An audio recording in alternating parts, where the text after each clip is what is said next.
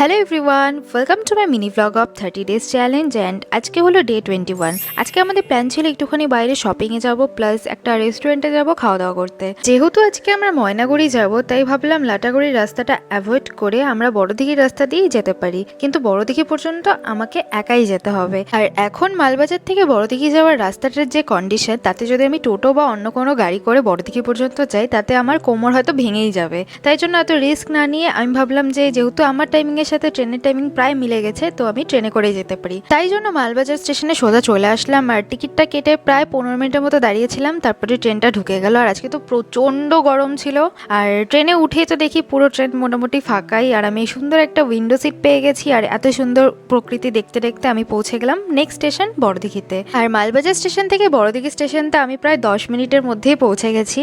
আর station থেকে বাইরে বেরিয়েই দেখি রনি এখানে বাইক নিয়ে দাঁড়িয়ে আছে, আর আমি হাতে করে হেলমেটটা ক্যারি করে এনেছিলাম, কারণ আমি জানি যে বাইক রাইড করতে হলে এখন হেলমেট লাগবেই। খুব অদ্ভুত লাগছিল যে ট্রেনের করে আমি যাচ্ছি কিন্তু আমার হাতে হেলমেট ছিল, বাট ঠিক আছে। তারপর আমরা বেরিয়ে পড়লাম। আর আজকে গরম থাকলেও আকাশে কিন্তু প্রচুর মেঘ ছিল, তাই আমরা মাঝে মাঝে ছায়াও পাচ্ছিলাম। তারপর আমরা সোজা চলে আসলাম ময়নাগুড়ি স্মার্ট বাজারে। আর এখানে এসেই তো কার্ট নিয়ে লেগে পড়লাম শপিং করতে, কারণ শপিং করার জন্যই তো এসেছি।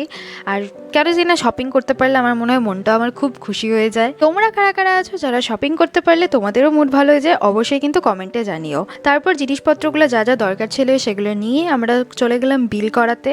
আর এখানে তো আমার ব্যাগের অবস্থা এত ভারী হয়ে গেছিলো যে রনি এখানে ক্যারি করছিল।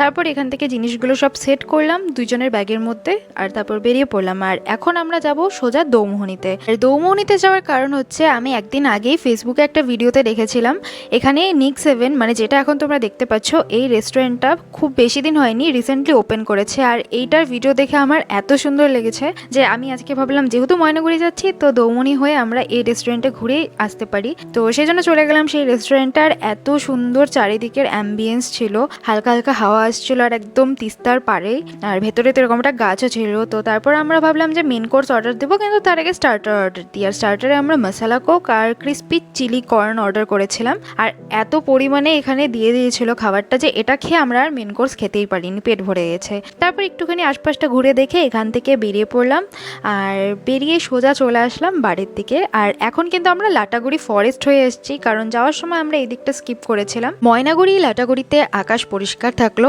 চালসা মালবাজারে কিন্তু আকাশে ভালোই মেঘ ছিল, আর এই জায়গাটা যে দেখতে এত সুন্দর লাগছিল। তারপর আমরা সোজা চলে আসলাম আমাদের বাড়িতে। আর যেহেতু আমরা মেন কোর্স খাইনি, বাড়ি আসার পরই আবার আমাদের খিদা পেয়ে গেছিলো, তো মাকে বলে মা আবার এখানে ম্যাগি বানালো। তো ব্যাস, আজকের জন্য এটুকুনি। ভিডিওটা ভালো লাগলে অবশ্যই লাইক করে চ্যানেলটাকে সাবস্ক্রাইব করে দিও।